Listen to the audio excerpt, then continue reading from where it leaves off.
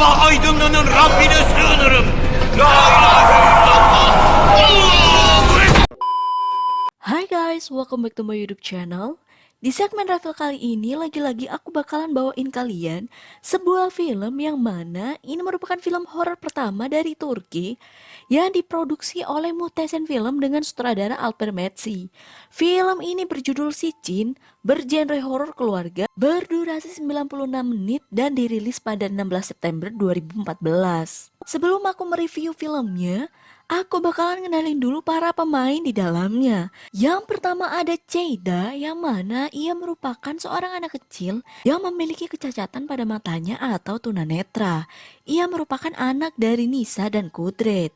Yang kedua ada Nisa, ia merupakan istri dari Kudret, yang mana ia merupakan istri yang baik yang mau merawat ibunya yang sedang lumpuh. Yang ketiga ada Kudret, yang mana ia merupakan seorang suami dari Nisa dan seorang ayah dari Ceyda, yang mana ia bersikap baik di depan keluarga, akan tetapi ia melakukan perselingkuhan dengan sepupunya sendiri, yaitu Aznur.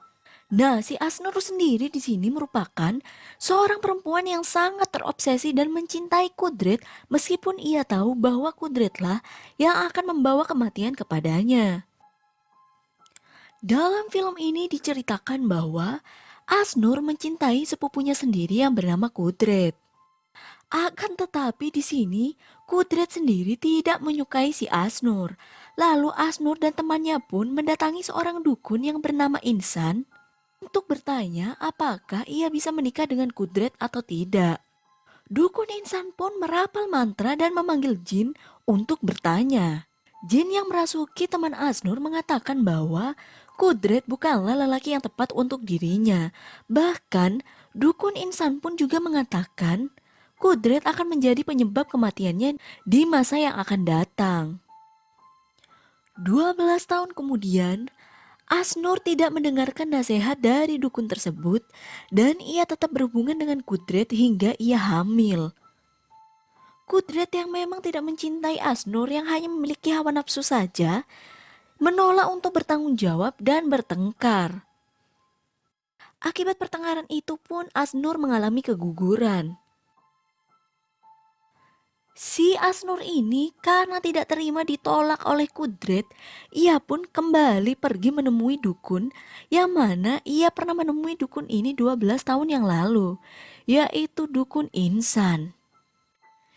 Di sini si Asnur ini tetap ingin mendapatkan Kudret dengan cara apapun, termasuk dengan membunuh Nisa.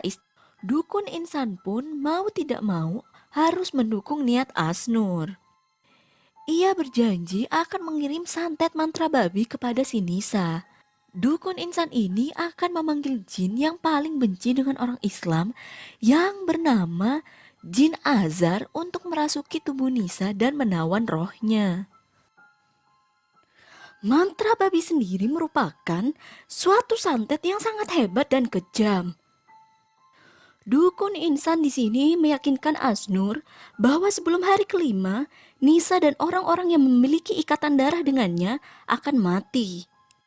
Untuk melakukan santet itu, Dukun Insan pun membutuhkan sampel DNA Nisa, biasanya berupa air liur, rambut, kuku, ataupun darah.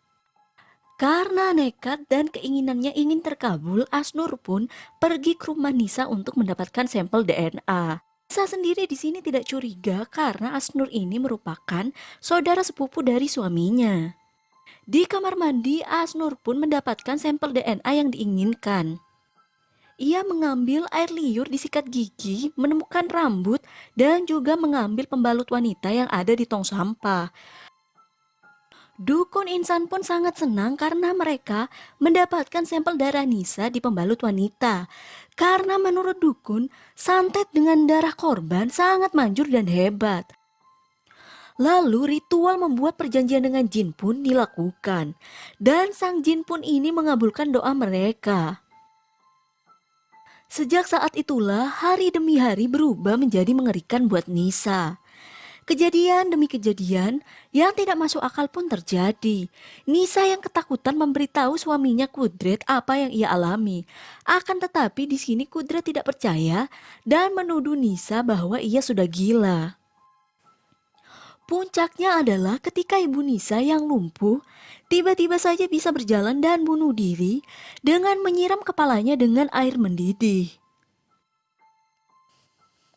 Setelah ibu mertua dikuburkan, Kudret pun juga mengalami gangguan goib dan ia memberitahu Nisa tentang apa yang dialaminya. Setelah itu ia pergi menemui Ustadz untuk meminta tolong. Anehnya di sini, si Asnur pun turut mendapatkan gangguan.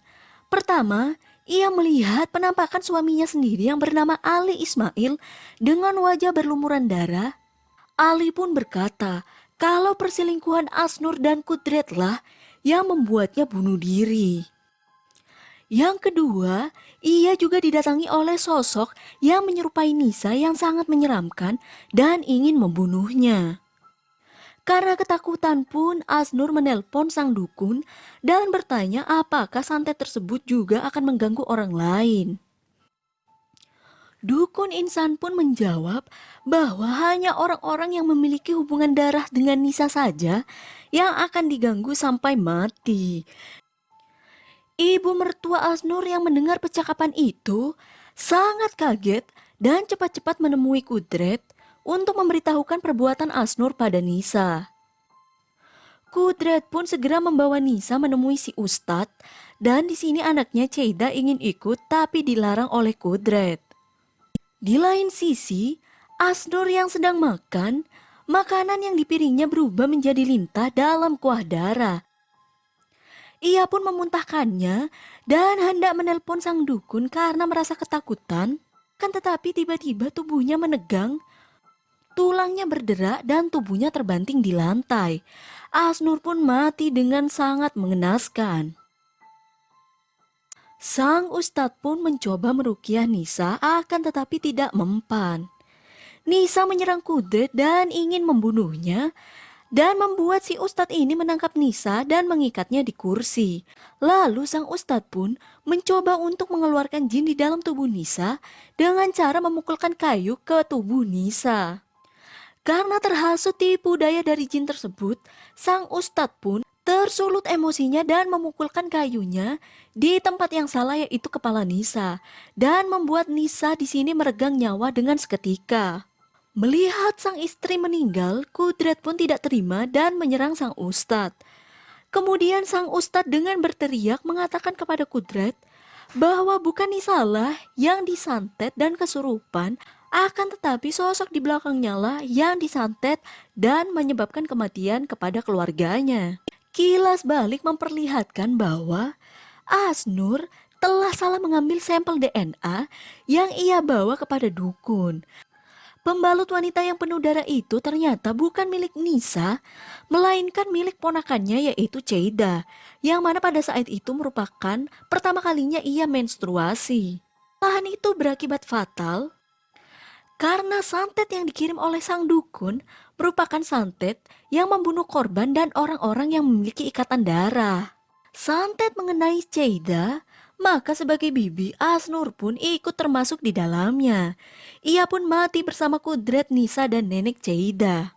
Nah, segini dulu video dari aku. Semoga video ini bisa menghibur kalian dan menjadi review terbaik untuk kalian. Jangan lupa klik tombol like-nya kalau kalian suka video ini. Dan jangan lupa juga klik tombol subscribe-nya.